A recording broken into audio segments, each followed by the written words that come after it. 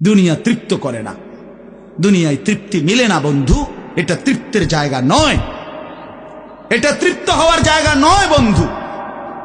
আল্লাহ তাআলা কোরআনে ওয়াদা দিছে, বান্দা জান্নাতে আইসো, তোমার আমি তৃপ্ত করে দেব, সুখে ভরে দেব। মা তাশতাহি আনফুসুকুম, যা দিল চাইবে বান্দা আমি সব দেব। তোমার চাওয়া শেষ হইলে ওয়ালাদাইনা মাজিদ, আমার কাছে আরো অগণিত আছে কোটি কোটি নিয়ামত, যেগুলো তুমি নামও জানো না, চিনো না বান্দা। তুমি চাও নাই, আমি আল্লাহ নিজের থেকে আরো কোটি কোটি দেব। তুমি আইসো বান্দা, তুমি জান্নাতে আসো, তুমি সবর করো, অপেক্ষা করো। আল্লাহ আমাকেও বুঝার তৌফিক দান করেন, সবাইকে বুঝার তৌফিক দান করেন। আপনাদের এই মাহফিল আমি শুরু থেকেই বললাম কষ্টের আয়োজন। কষ্ট করে ভাবেন, নিজের ফিকির করেন, নিজের ভালো নিজের কল্যাণ ভাবতে শিখেন। আমি যে আয়াতগুলো পড়ছি এবার তর্জমা শোনেন, তাইলে আমার কথা শেষ। আয়াতগুলো মূল বক্তব্য হইল আল্লাহ তাআলা বলছেন এই পৃথিবী একদিন শেষ হবে, হাসরের মাঠ কায়েম হবে, মানুষগুলোর দুইটা অবস্থা হবে, কিছু আমার প্রিয় বান্দা হবে, কিছু নাফরমান বান্দা হবে। আল্লাহ তাআলা এই কথাটা খুব গুরুত্ব দিয়া কোরআনে বুঝাইছে, বান্দা এই রং রসের এই সৌন্দর্যময় পৃথিবী তোমার কাছে যত লোভনীয়ই মনে হোক, আকর্ষণীয় মনে হোক, তবে এটা নিশ্চিত যে তুমিও থাকবা না, দুনিয়াও থাকবে না। এই কথাটা মনে রাখো বান্দা। এটা যদি মনে রাখতে পারো তো জিন্দেগি সুন্দর হবে, জীবন সুন্দর হবে। এই জন্য কোরআনুল কারীমে আল্লাহ তাআলা খুব এই কথাটা বুঝাইতে চাইছে, বান্দা এই এত সুন্দর পৃথিবী দেখে তুমি যতই বিমোহিত হও, মুগ্ধ হও, তো মনে রাখো এটা থাকবে না, আমি একদিন ভেঙে ফেলব। ইদাস সামাউন ফাতারাত, আসমান ভেঙে চুরচুর হবে। বা ইদাল কাওয়াকিবুন তাসারাত, তারকারাজি খসে খসে পড়বে, পাহাড়গুলো উঠতে থাকবে তুলার মতো। ওয়া তাকুনুল জিবালু কাল ইহনিল মানফুশ ওয়া বুসাতিল জিবালু বাসসা, পাহাড়গুলো তুলার মতো উঠতে থাকবে, সাগর নদীর পানিগুলো টকবক করে উতরাইতে থাকবে। মা তার কোলের বাচ্চাকে ছুঁড়ে ফেলে দিবে, গর্ভবতী নারীর বাচ্চা নিজে নিজে বের হয়ে যাবে, সব মানুষ পাগলের মতো মাতালের মতো হয়ে যাবে। ইসরাফিল ফু দিবে, জমিনের মধ্যে ভূমিকম্প শুরু হবে, বিকট শব্দে আওয়াজ হবে। আল কারিআতু মাল কারিআ।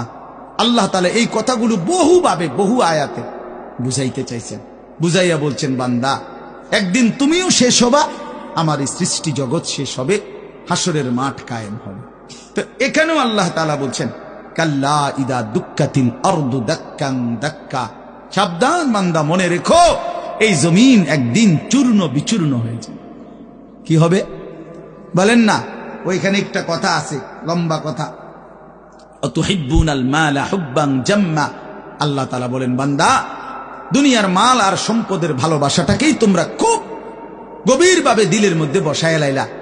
তবে মনে রাখো, দুনিয়াকে তুমি যত ভালোবাসো, যত মজবুত করো, যত বিল্ডিং, যত ফাইলিং, যত মজবুতই হোক না কেন, এটাই মনে রাখো আমি আল্লাহ এই জমিন, এই সৃষ্টি একদিন ভেঙ্গে চুরে তছনছ করে ফেলবে, চূর্ণ বিচূর্ণ হয়ে যাবে। কাল্লা ইদা দুক্কাতিল আরদু দাক্কান দাক্কা। এরপরে হাসরের মাঠ কায়েম হবে। তো হাসরের মাঠের দৃশ্যটা আল্লাহ তুলে ধরছে যে হাসরের মাঠ কায়েম হবে, মানুষগুলো সব দাঁড়ানো থাকবে, আদম থেকে ইসরাফিলের ফু পর্যন্ত। এই দাঁড়ানো অবস্থায় আল্লাহ তাআলা বলতেছেন, ওয়াজা রাব্বুক, আল্লাহ তাআলা মহান আল্লাহ পাক, তিনি তার শান অনুপাতে হাসরের ময়দানে উপস্থিত হবেন।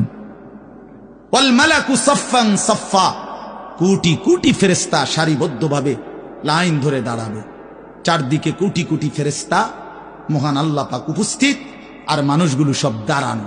এই কল্পনা করে হাসরের মাঠ। এবার কি হবে? আল্লাহ বলেন, ওয়াজিআ ইয়াউমা ইদিন বিজাহান্নাম। এই অবস্থায় ফেরেশতারা জাহান্নামকে ৭০,০০০ আগুনের শেকল দিয়ে টেনে হাসরের ময়দানে উপস্থিত করবে। মানুষগুলো সচক্ষে জাহান্নামকে দেখবে। জাহান্নাম একটা বিকট তারা আগুনের গর্জন, তীব্র আগুনের যখন একটা গর্জন উঠবে, আল্লাহর কসম নবী বলছে, পুরা হাসরবাসী তখন চিৎকার দিয়া বলবে, ইয়া রব্বি নাফসি নাফসি, আয় মাওলা আমাকে বাঁচান, আমাকে বাঁচান। এই প্রথম হাসরবাসী কথা বলবে, তাফসিরে আছে, হাদিসে। মানে প্রথম চুপচাপ দাঁড়ায় থাকবে, কিন্তু জাহান্নামকে যখন দেখবে, জাহান্নামের চিৎকার যখন শুনবে, তখন পুরা হাসরের ময়দানে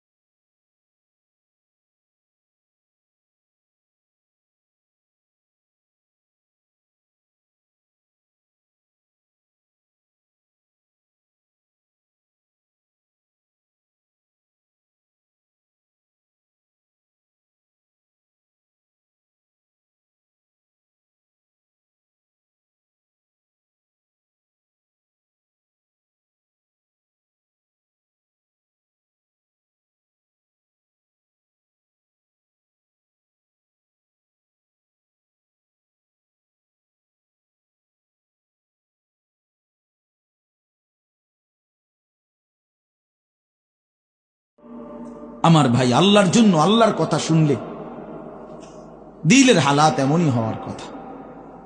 হাদিসের মধ্যে আছে হযরত আব্দুল্লাহ ইবনে মাসউদ রাদিয়াল্লাহু তাআলা আনহু, তিনি বলছেন যে একদিন নবীজি আমাকে বলছেন কোরআন শরীফ তেলাওয়াত করে শুনাইতে, নবীজিকে শুনাইতে। হযরত আব্দুল্লাহ ইবনে মাসউদ রাদিয়াল্লাহু তাআলা আনহু বলেন, আমি সূরা নিসা, এই সূরার প্রথম 40টি আয়াত একটানা নবীজিকে মাথা নোয়ায়া আদবের সাথে নবীজিকে শুনাইতেছিলাম। 40টা আয়াত পর্যন্ত যখন তেলাওয়াত করলাম, হযরত আব্দুল্লাহ ইবনে মাসউদ বলেন, নবী সাল্লাল্লাহু আলাইহি সাল্লাম তখন বলেন, হাসবুকাল আন, এখন থামো। তো 40 আয়াত পরে যখন আমি থামলাম, হযরত আব্দুল্লাহ ইবনে মাসউদ বলেন, ফালতাফাত্তু ইলাইহি, আমি নবীজির দিকে চোখ তুলে তাকালাম, ফাইদা আইনাহু তাদরিফান, তিনি বলেন, আল্লাহর কসম আমি দেখতে পাইলাম আল্লাহর নবী সাল্লাল্লাহু আলাইহি সাল্লামের দুই চোখ দিয়ে অঝরে পানি ঝরছে। তিনি বহুতক্ষণ ধরে কাঁদতেছেন। তাহলে এই ছিল রাসূলুল্লাহ সাল্লাল্লাহু আলাইহি সাল্লামের হালাত, এই ছিল সাহাবায়ে কেরামের হালাত। আল্লাহর কথা শুনলে নবী নিজেও কাঁদতেন, সাহাবায়ে কেরামও কি করতেন? কাঁদতেন। প্রিয় ভাই আমার, বন্ধু আমার, আমরা মুসলমান। আমি এই কথাটাই শুরু করছিলাম, গাফেল বঞ্চিত হয়, খামখেয়ালি মানুষ, খামখেয়ালি। আর কেন নামাজ পড়ো? পড়ি না, পড়ি না, মসজিদে যাইতে না, ভাল লাগতেছে না, কেরুম লাগতেছে, কি জানি কেরুম জানি লাগতেছে, কেরুম লাগতেছে, এরুম আরে কেরুম, পাগল কোথাকার বেটা, কেরুম লাগতেছে এটাও কই তারস না, তুই তো একটা অপদার্থ মানুষ বেটা, এটা কোনো কথা হইল? এই জন্য বললাম, মানে আসল কথা হইল গাফেল, খামখেয়ালি। কোরআন শরীফে আছে যত লোক জাহান্নামে যাবে, আল্লাহর কসম ভাইয়া শোনো, যত লোককে আল্লাহ জাহান্নামে ফেলবে, আল্লাহ কোরআনে স্পষ্ট বলছে সবগুলোর পরিচয় হলো উলাইকা হুমুল গাফিলুন, এগুলো গাফেল। কোরআন শরীফের আয়াত, উলাইকা হুমুল গাফ ওয়ালাকাদ যারানা লিজাহান্নামা কাসীরাম মিনাল জিন্নি ওয়াল ইনস, আমি অসংখ্য অগণিত জিন আর মানুষ দিয়ে জাহান্নামকে পূর্ণ করব। আল্লাহ বলেন এই সবগুলো নাফরমানের পরিচয় উলাইকা হুমুল গাফিলুন, এরা গাফেল, এরা গাফেল ছিল, খামখেয়ালি করছে, খামখেয়াল। আমি নয়তো হায়াত দিয়েছি, আওয়ালাম নুআম্মিরকুম মা ইয়াতাযাক্কারু ফীহি মান তাযাক্কারা। আল্লাহ তাআলা জাহান্নামীকে বলবে, এই জাহান্নামী বান্দা, মনে তো করো যেটুকু হায়াত দিলে আমার বন্দিগি করতে পারতাম, এটুকু হায়াত, এটুকু সময় আমি তো তোমাকে দিয়েছি বান্দা। তুমি বলো কোন সময়টা, কোন সুযোগটা আমি দেই নাই বান্দা, বলো বলো বান্দা। 1টা বাজে জোহরের আজান হইছে, 3:45 বাজে আসরের আজান হইছে, 3.5 ঘন্টা তো 12 রাকাত বা 10 রাকাত জোহরের নামাজ পড়তে কি 3.5 ঘন্টা লাগে? বলেন বলেন। তাইলে যুবক কেন নামাজ পড়লাম? তুমি কি হায়াত পাও নাই? তুমি কি সুযোগ পাও নাই? 4 রাকাত ফজরের নামাজ পড়তে কি 1 ঘন্টা সময় লাগে? তো আল্লাহ তাআলা কি সময় দেয় নাই? আল্লাহ কি হায়াত দিল না? কেন না ফরমানি করল? বন্ধু আমার, আল্লাহ বলবেন এই কথা, আওয়ালাম নুআম্মিরকুম, বলো বান্দা, আমি কি তোমাকে হায়াত দেইনি? আমি কি তোমাকে সময় দেই নাই? কোরআন শরীফে আছে আল্লাহ বলছেন এটা। কোরআন শরীফে আছে আল্লাহ বলছেন, জাহান্নামী চিৎকার করবে আর বলবে, আল্লাহ একটু সময় দেন, একটু বিরতি দেন, 1টা মিনিট কদ্দুর আমারে জিরাইতে দেন, আমি পারতেছি না মালিক, আগুনে, এই মালিক আমার শরীরটা জ্বলা পুরা ছাই হয়ে গেছে, আমি আর পারছি না মাওলা, আমার একটু বিরতি দেন, 10টা মিনিট কদ্দুর বিরতি দেন, এই আগুন আমি সইতে পারছি না। আল্লাহ তাআলা বলবেন, লা ইউফাত্তারু আনহুম, না নাফরমান, 1 সেকেন্ডের বিরতি মিলবে না। অহুম ফীহি মুবলিসুন, আল্লাহ বলে জাহান্নামী চিরদিন অনন্তকাল মলিন চেহারা, বিমর্ষ চেহারা নিয়েই পড়ে থাকবে, কোনদিন তার মুখে হাসি ফুটবে না। আর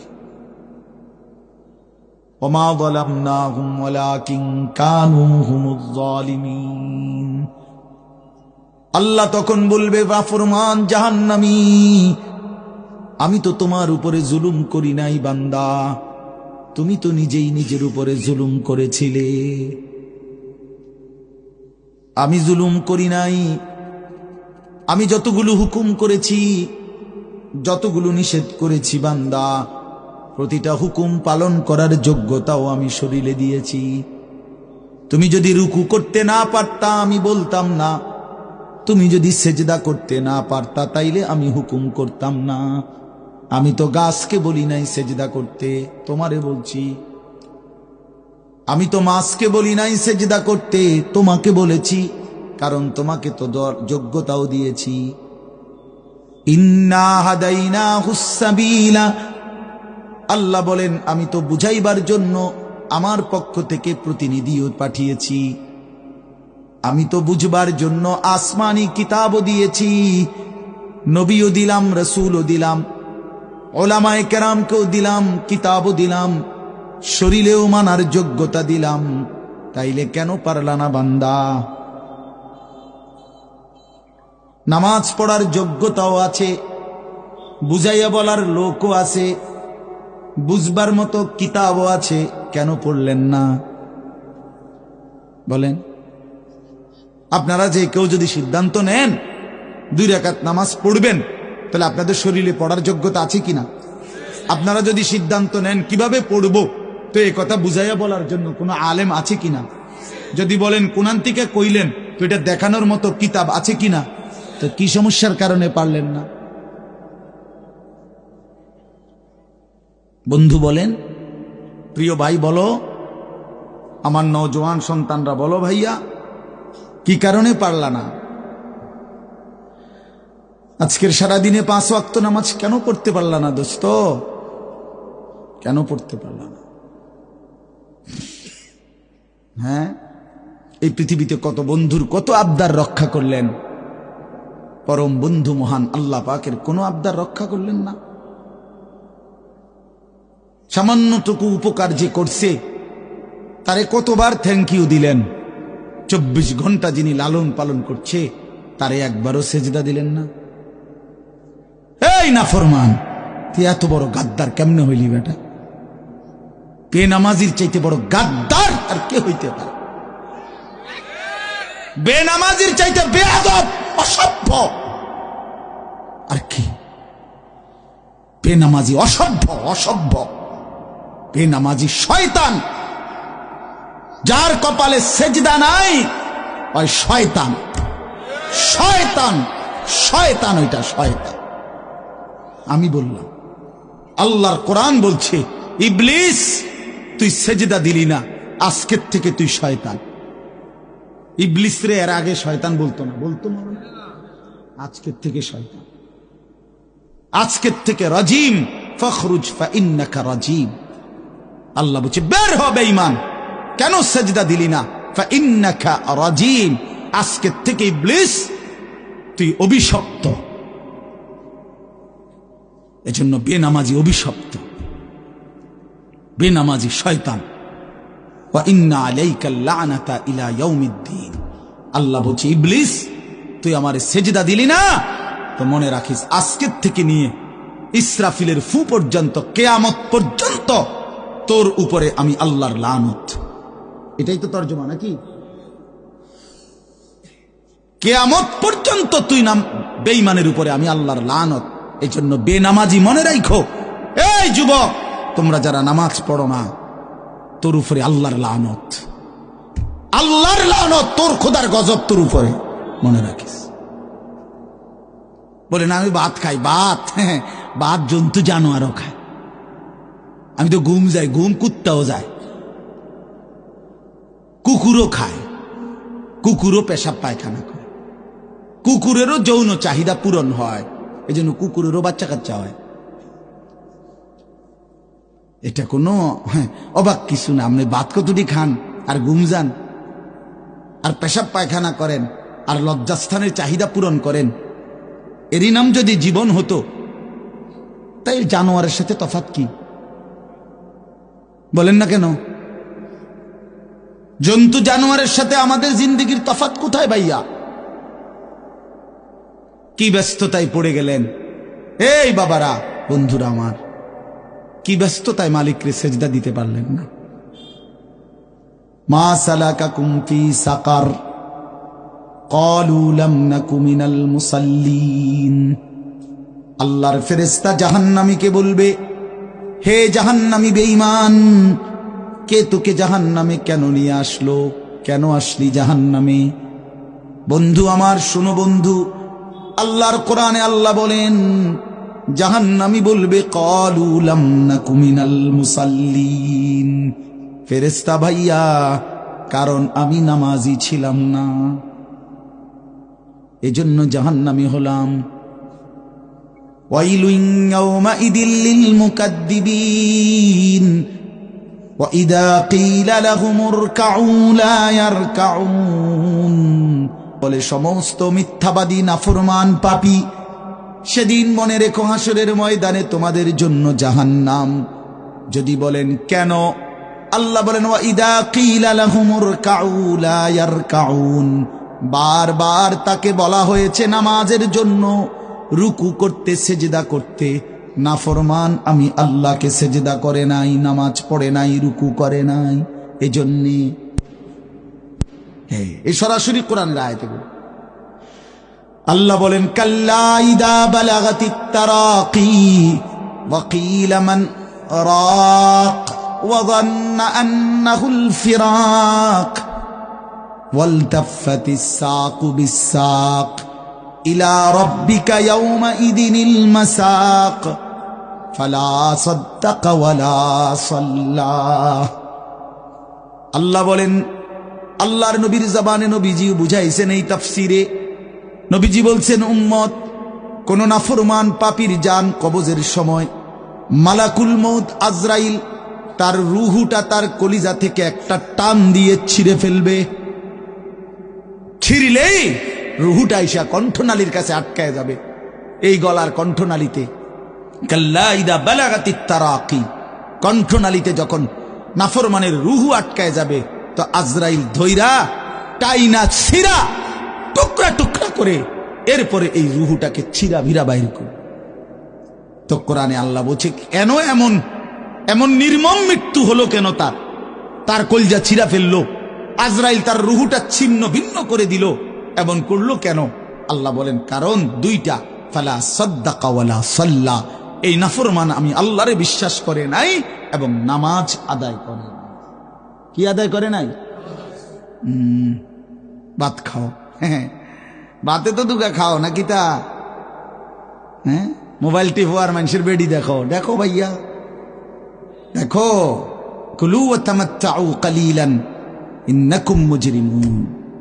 আল্লাহ বলে, নাফরমান, অল্প সময়ের দুনিয়া খাও, ভোগ করো, শুধু মনে রেখো তুমি নাফরমান। এখন ভাত খাও, পরে ফিডা হইব। কবরের প্রথম ঘন্টায় আমি বুঝাই দেব আমি মালিক কেমন।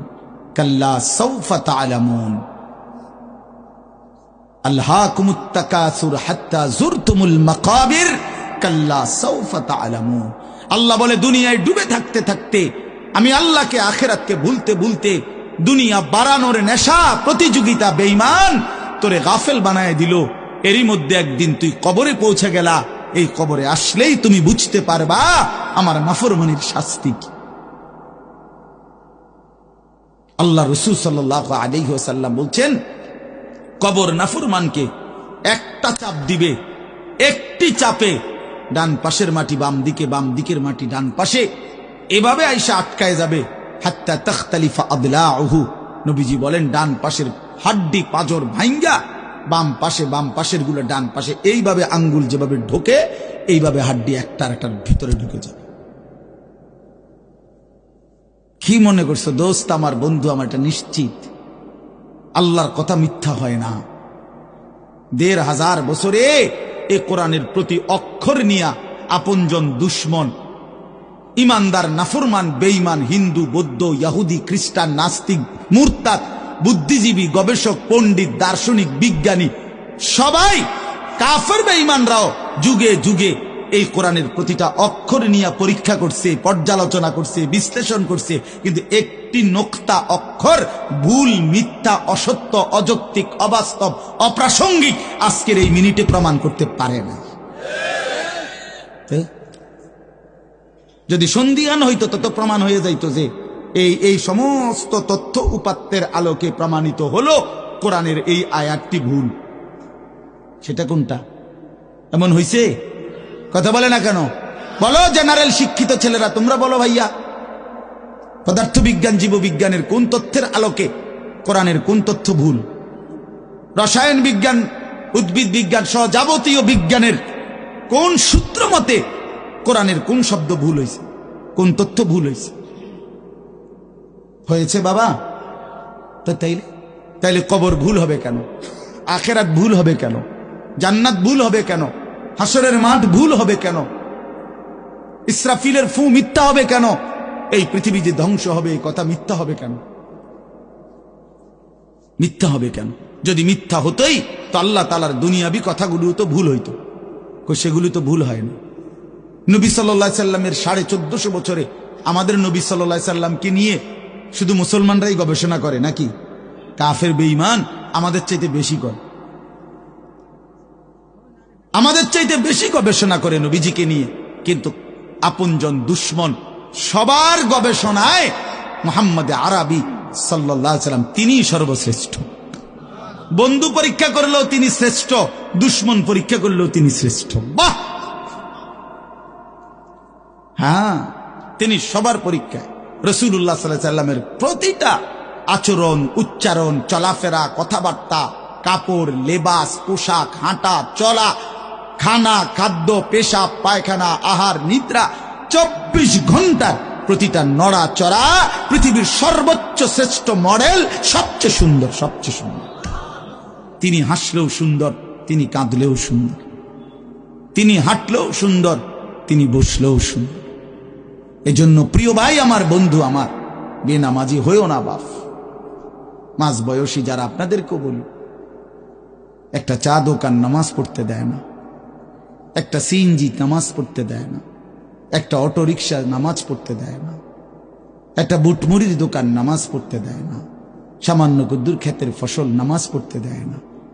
12,000, 14,000, 20,000 টাকার একটা চাকরি, এটা আপনাকে এক ওয়াক্ত নামাজ পড়ে দিতে দেয় না। হায় হায় বদনসিব! কয় টাকার বিনিময়ে আল্লাহকে ভুলে গেলেন? 20,000 টাকার বিনিময়ে। একটা দোকানে কয় হাজার টাকা বেতন হলো, এই 30,000, 40,000 টাকার বেচা কিনার বিনিময়ে আল্লাহকে ছেড়ে দিলেন। যুবক ভাই, তোমরা এই 12, 14, 20,000 টাকার একটা মোবাইলের কাছে আল্লাহকে ছেড়ে দিলা। মাত্র 20,000 টাকায় তুমি ইমানদার বিক্রি হয়ে গেলা। ছি ছি ছি! মোমেন তো এত কম দামে বেচা হয় না, এত অল্প দামে তো বেচা হইবার কথা না ভাই। মাত্র একটা 15-20,000 টাকা দামের মোবাইলের কাছে তো বিক্রি হয়ে গেল। নিজের ইমান, নিজের ইসলাম, নিজের আখেরাত, আল্লাহর সাথে সম্পর্ক, রাসূলের সাথে সম্পর্ক, ধর্মের সম্পর্ক, কোরআনের সম্পর্ক সব ছেড়ে দিলা, সব ভুলে গেলা। তুমি চেনো না আল্লাহ কি, রাসূল কি, আখেরাত কি।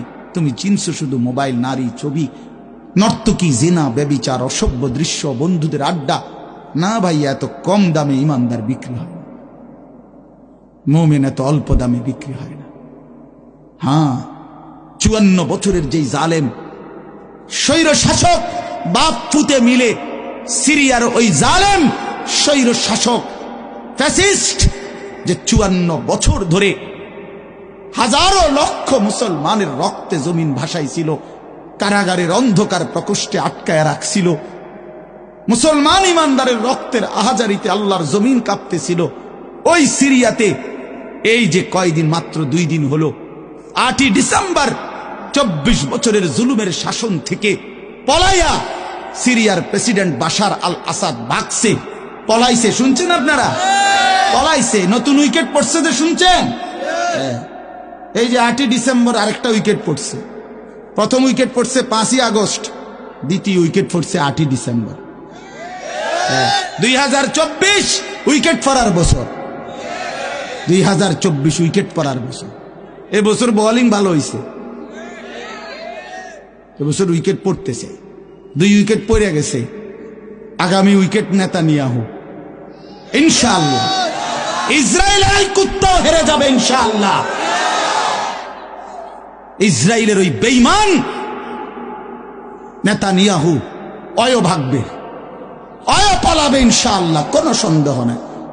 ফিলিস্তিনের বিজয় হবে ইনশাআল্লাহ, ফিলিস্তিনের বিজয়।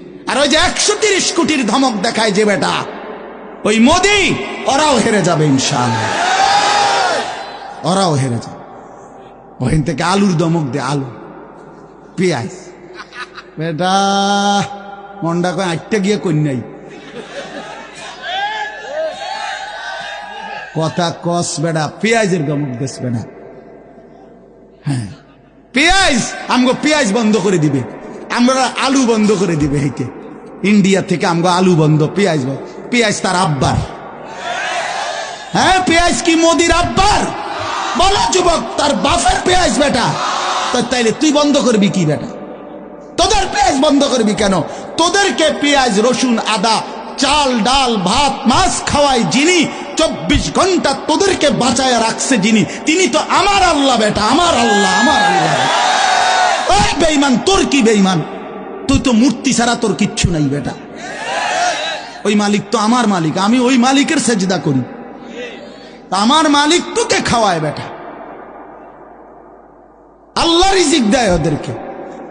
ওরা আম করে ধমক দেয়, ওরা আমাদেরকে ধমক দেয়।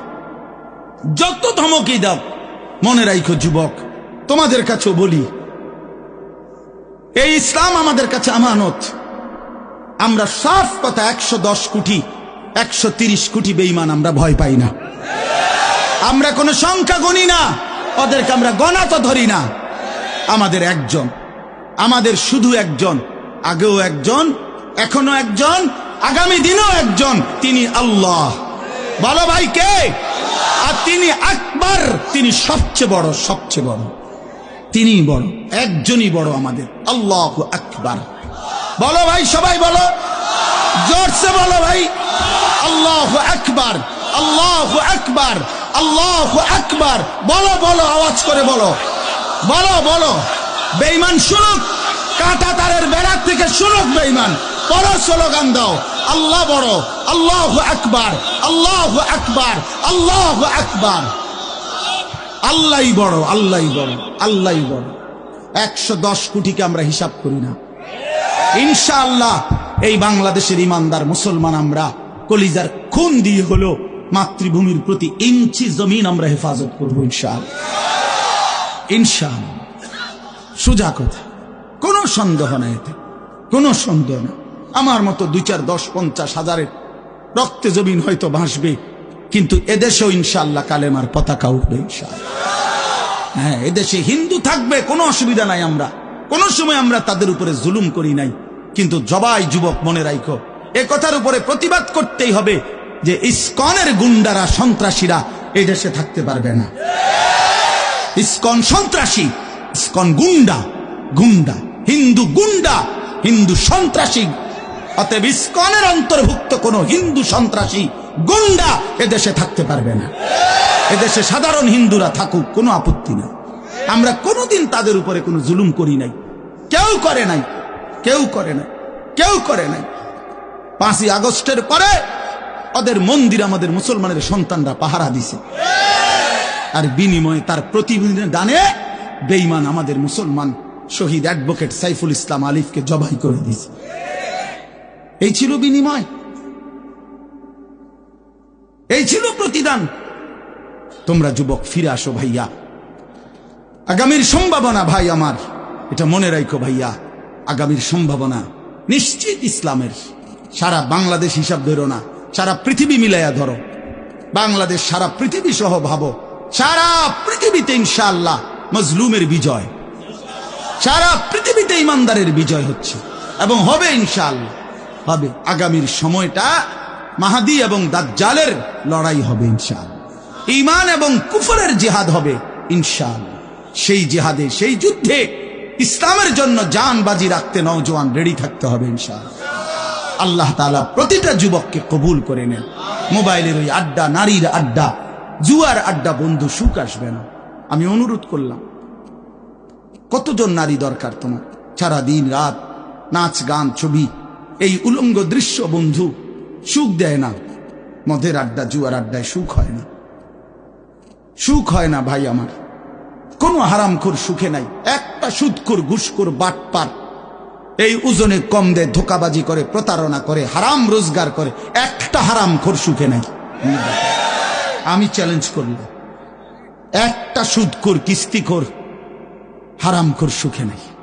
একটা নেশাখোর জুয়ারি সুখে নাই, সুখে নাই। বেপর্দা নারী একটাও সুখে নাই, একটাও না, একটাও না। রূপ যৌবনের ফেরিওয়ালা, রাস্তায় ফেরি করে যারা, নিজের যৌবনের, নিজের রূপের এই অসৎ নারী কোনোদিনও সুখ পায় না। সুখ, সুখ, সুখ, শান্তি, তৃপ্তি, দিলের স্বস্তি, অন্তরের প্রশান্তি আল্লাহর কসম আল্লাহকে মানার মধ্যে, সেজদার মধ্যে। হাদিসে আছে, আল্লাহ তাআলা বলছে, বান্দা তুমি যদি আমার বন্দেগীর জন্য সময় দাও, আমি ওয়াদা দিলাম, মালাতু সাদরাকা গিনান, আমি তোমার অন্তর ধনী বানিয়ে দেব, দিল খোশ করে দেব। হ্যাঁ হ্যাঁ, প্রয়োজনে থাইকো কুড়ে ঘরে, চাটাইয়ের মধ্যে থাইকো, তারপরও আমি আল্লাহ দিল খুশ করে দেব।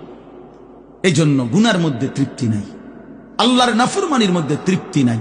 সবাই ছেলেরা, ভাইয়া, অনেক ছেলে মাশাআল্লাহ, অনেক নওজোয়ান।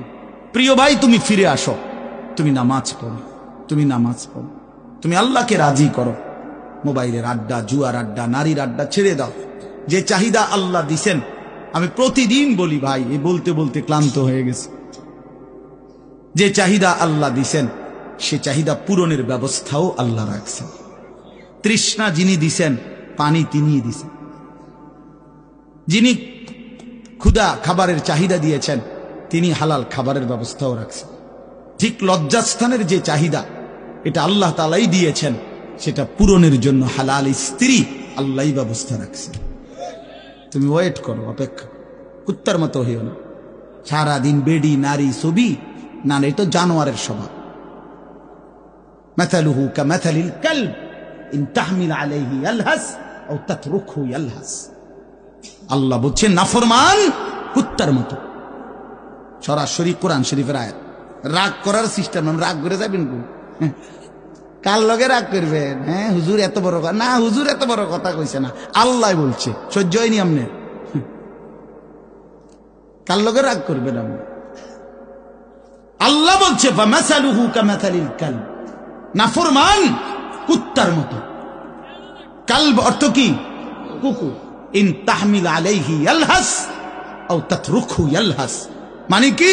আল্লাহ বলছে তার উপরে যদি বোঝা চাপায় দেয়, তাইলেও সে জিহ্বা বাইর করে দেয়, আর যদি বোঝা সরায় দেয়, তারপরও জিহ্বা বাইর করে দেয়। লুভিয়ে থাকে, জিহ্বা বাইর করে থাকে।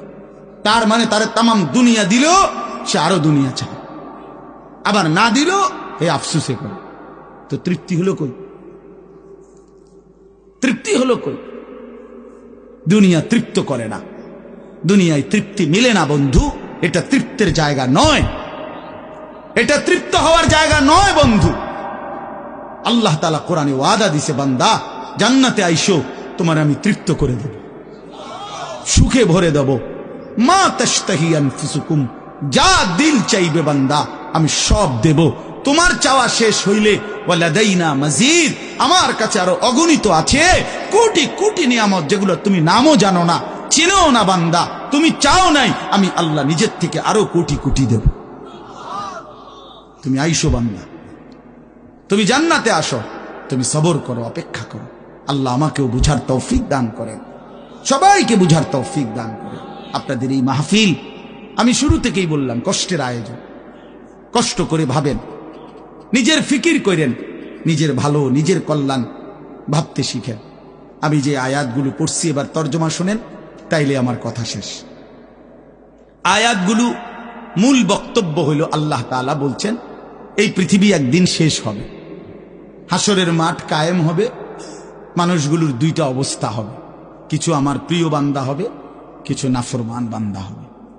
আল্লাহ তাআলা এই কথাটা খুব গুরুত্ব দিয়া কোরআনে বুঝাইছে, বান্দা এই রং রসের এই সৌন্দর্যময় পৃথিবী তোমার কাছে যত লোভনীয়ই মনে হোক, আকর্ষণীয় মনে হোক, তবে এটা নিশ্চিত যে তুমিও থাকবা না, দুনিয়াও থাকবে না। এই কথাটা মনে রাখো বান্দা। এটা যদি মনে রাখতে পারো তো জিন্দেগি সুন্দর হবে, জীবন সুন্দর হবে। এই জন্য কোরআনুল কারীমে আল্লাহ তাআলা খুব এই কথাটা বুঝাইতে চাইছে, বান্দা এই এত সুন্দর পৃথিবী দেখে তুমি যতই বিমোহিত হও, মুগ্ধ হও, তো মনে রাখো এটা থাকবে না, আমি একদিন ভেঙে ফেলব। ইদাস সামাউন ফাতারাত, আসমান ভেঙে চুরচুর হবে। ওয়া ইদাল কাওয়াকিবুন তাসারাত, তারকারাজি খসে খসে পড়বে। পাহাড়গুলো উঠতে থাকবে তুলার মতো। ওয়া তাকুনুল জিবালু কাল ইহনিল মানফুশ ওয়া বুসাতিল জিবালু বাসসা, পাহাড়গুলো তুলার মতো উঠতে থাকবে। সাগর নদীর পানিগুলো টকবক করে উতরাইতে থাকবে। মা তার কোলের বাচ্চাকে ছুঁড়ে ফেলে দিবে। গর্ভবতী নারীর বাচ্চা নিজে নিজে বের হয়ে যাবে। সব মানুষ পাগলের মতো, মাতালের মতো হয়ে যাবে। ইসরাফিল ফুঁ দিবে। জমিনের মধ্যে ভূমিকম্প শুরু হবে, বিকট শব্দে আওয়াজ হবে। আল কারিআতু মাল কারিআ। আল্লাহ তাআলা এই কথাগুলো বহুভাবে, বহু আয়াতে বুঝাইতে চাইছেন। বুঝাইয়া বলছেন, বান্দা একদিন তুমিও শেষ হবা, আমার এই সৃষ্টি জগৎ শেষ হবে, হাসরের মাঠ কায়েম হবে।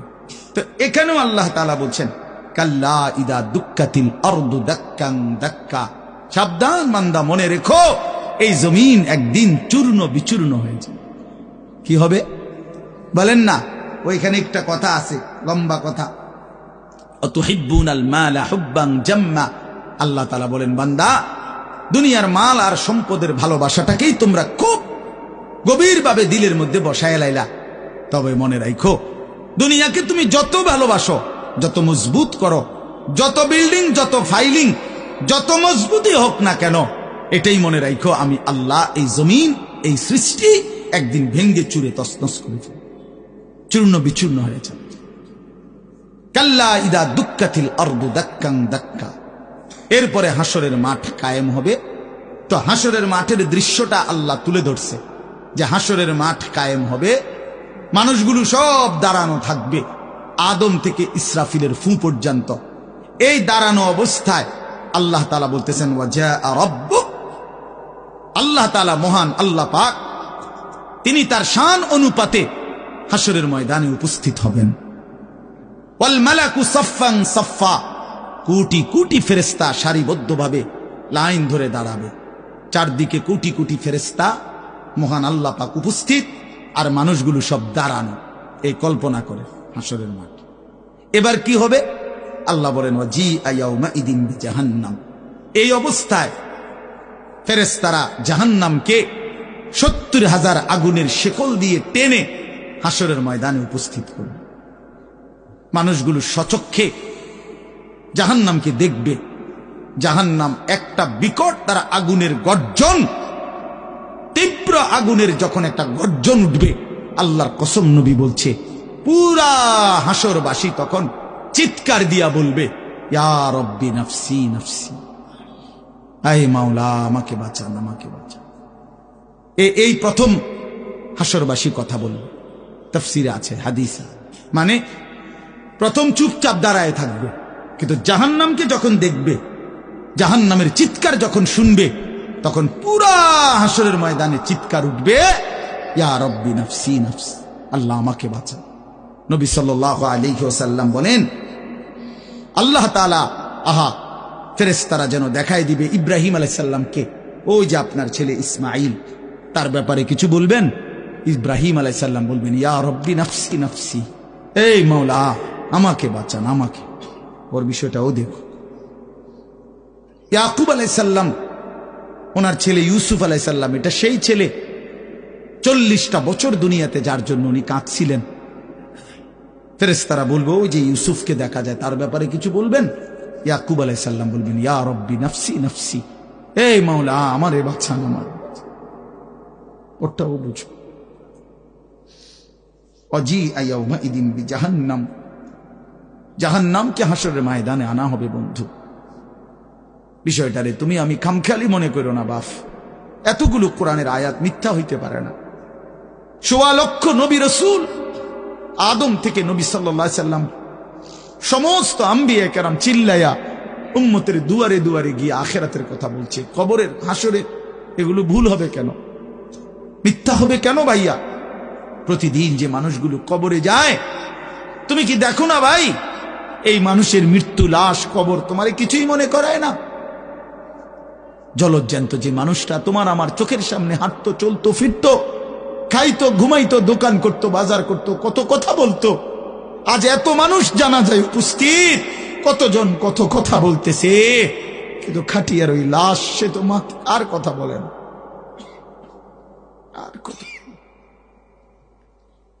আর কথা বলে না। আমি তো আমার বাবার লাশ দেখছি, আমার বাপ সারা জীবন দেখতাম, আব্বারে দেখছি আমি বুঝাওয়ার পরে সারাক্ষণ বলতো আমার সময় নাই, সময় নাই। আমার মসজিদ, আমার স্কুল, যে বাবারে দেখতাম ফজরের পর থেকে রাত 11 তো দৌড়াইতেন, শুধু ব্যস্ত ছিল। সেই বাপ একদিন স্তব্ধ হয়ে গেছে। মৃত্যু বাবাকে একদিন থামায় দিছে বন্ধু। আমার মামির জানাজা পড়ছি আমি 2-3 দিন আগে, আমার জ্যাঠার জানাজা পড়ছি আমি কয়দিন আগে। আমার চোখে দেখা সেই জ্যাঠা, আমার মামা, আমার মামি, ওরা আজকে কোথায় চলে গেল? তুমি কি কোনো লাশ দেখো নাই? কেমনে এত লম্বা সময় নামাজ না পড়া থাকে ভাইয়া? 365 দিনে, খোদার একটা বছরে। এই যুবক, আমি যদি তোর জন্য কাঁদতে পারতাম, 1 বছর কোনো দিন যুবক, কোনো দিন ফজরের নামাজ পড়লা না, হায় হায় মুসলমানের বাচ্চা, এত বড় বেঈমান কেমনে হইলা, কেমনে হইলা ভাইয়া? এ কেমন জিন্দিগি ভাই? কোনো দিন নামাজ পড়বা না? একজন মুসলমান 30 বছর মিথ্যা বলে? হোসেন ভাই, একজন মুসলমান 30 বছর সুদ খায়। ওফো, এটা কেমন ভাইয়া? ইনসাফের সাথে বলে, ইনসাফের সাথে বলে। হা ওয়াজিআ ইয়াউমাইদিন বিজাহান্নাম ইয়াউমাইদিন ইয়াতাযাক্কারুল ইনসানু ওয়া আন্না লাহুদ যিকরা। রব্বুল আলামিন বলেন, নাফরমান জাহান্নামের দিকে তাকিয়ে তার পুরা জিন্দেগীর সব কথা মনে পড়বে। ওয়া আন্না লাহুদ যিকরা।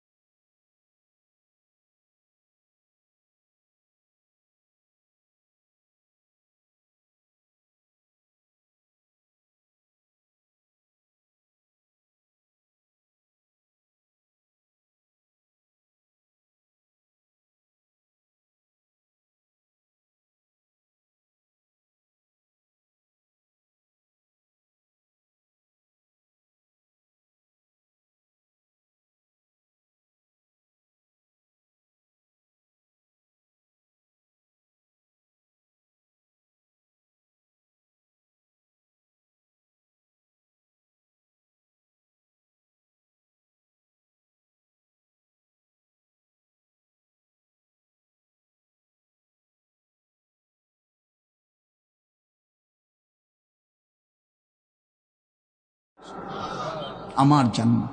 এই শেষ কথাটা বলি, প্রিয় ভাই হযরত মাওলানা মুফতি ইয়াসিন আহমদ ফারুকি মাওলানা সাহেব অসুস্থ বললেন, শুনছি আমি। আল্লাহ তাআলা পুরাপুরি শিফায়ে কামেলা আজেলা দান করে।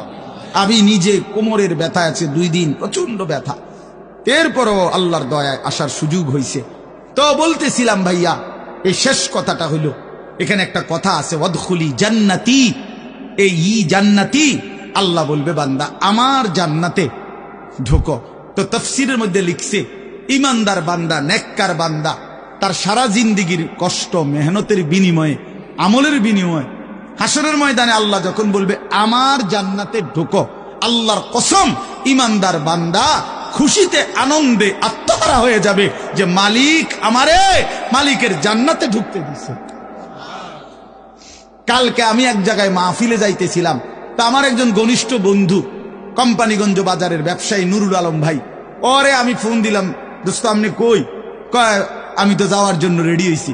আমি বলছি না না, আপনি আমার গাড়িতে যাবেন, আপনি আমার গাড়িতে যাবেন।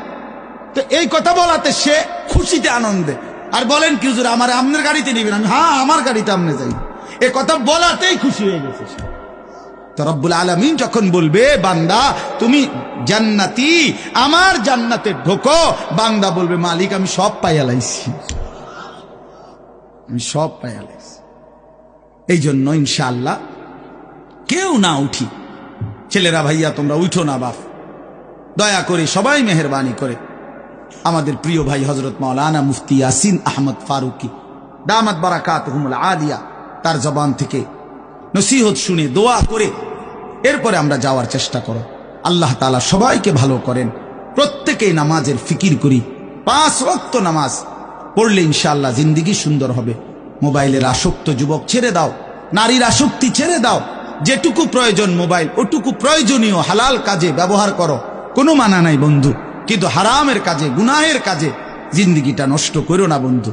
দুনিয়াও আফসোস হবে, আখিরাতেও আফসোস হবে। আল্লাহ তাআলা আমাদের প্রতিটা সন্তানকে কবুল করেন। প্রিয় ভাই তোমরা বসো ভাইয়া, যে কতক্ষণই শুনো বসো না ভাই, এই নওজোয়ান ভাই বসো, চাইয়া রয়েছে এমনি ব্যাটকায়, মানে কারে কয় বুঝেও না।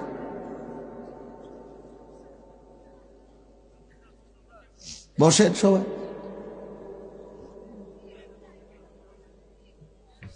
আল্লাহর কথা বসে শুনতে হয়, আল্লাহর কথা জুতা খুলে শুনতে হয়, আল্লাহর কথা আদবের সাথে শুনতে হয়, আল্লাহর কথা সর্বোচ্চ মনোযোগ দিয়ে শুনতে হয়, তাইলে জিন্দেগি বদলায়।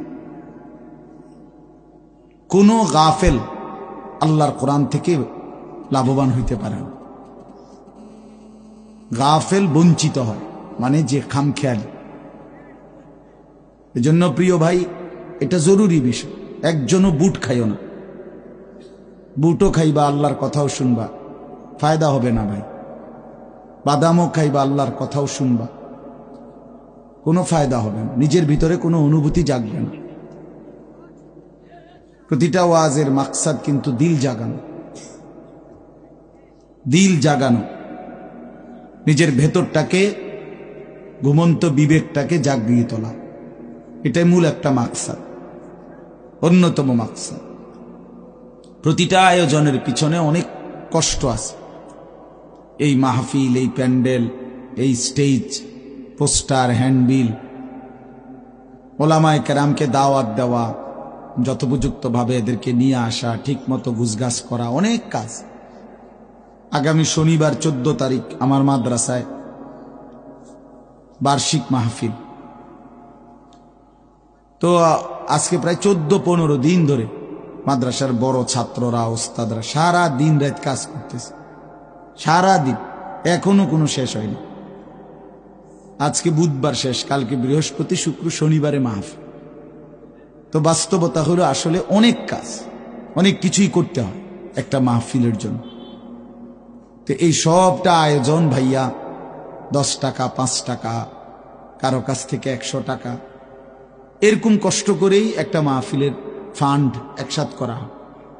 কেউ তো আর একসাথে দিয়ে দিছে না বলে যে যাও আমি সব দিয়ে দিব।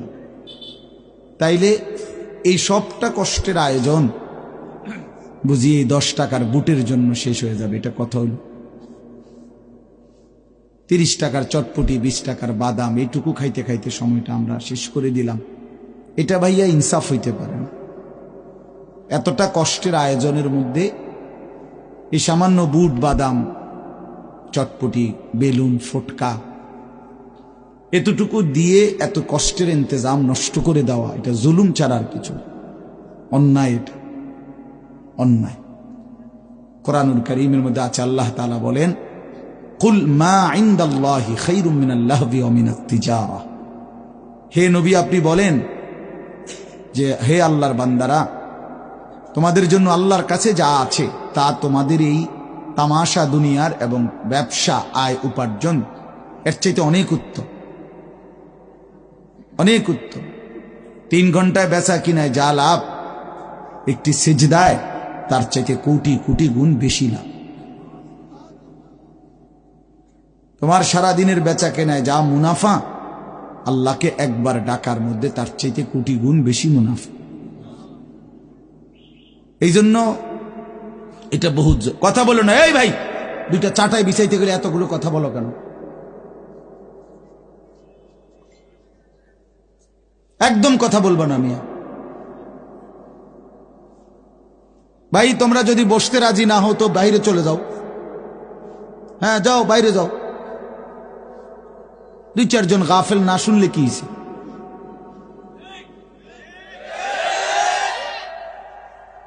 ভিতরে বসতে হবে, সাফ কথা। যার দরকার বসবে না তো সে বাইরে ঘুরুক, অসুবিধা। বাইরে বুট আছে, বাদাম আছে, চটপটি আছে, বন আছে, চা আছে, ভিজাই খাইব চা দিয়ে। ফালতু। এই জন্য ভাই এটা জরুরি। আমি এ ব্যাপারে শক্ত। আল্লাহর কথা দিল দিয়ে শুনতে হয়, আল্লাহর কথা মনোযোগ দিয়ে শুনতে হয়। যাদের হাতে মোবাইল, আমার অনুরোধ ভাইয়া, এই হাতে ধরা মোবাইলগুলো নামায় ফেলো, ভালো হবে। আমি অনুরোধ করলাম, এটা ভালো হবে। আল্লাহর কথা আমাদের চোখের দিকে তাকাইয়া শুনলে এতে ফায়দা বেশি হবে।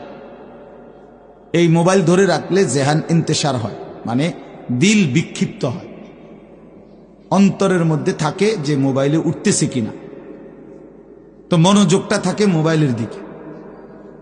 মোবাইলে তো উঠছে, কিন্তু আমার নিজের জন্য কিছু হলো না, তো কি ফায়দা হলো ভাই? মোবাইলে ওয়াজের কোনো অভাব নেই।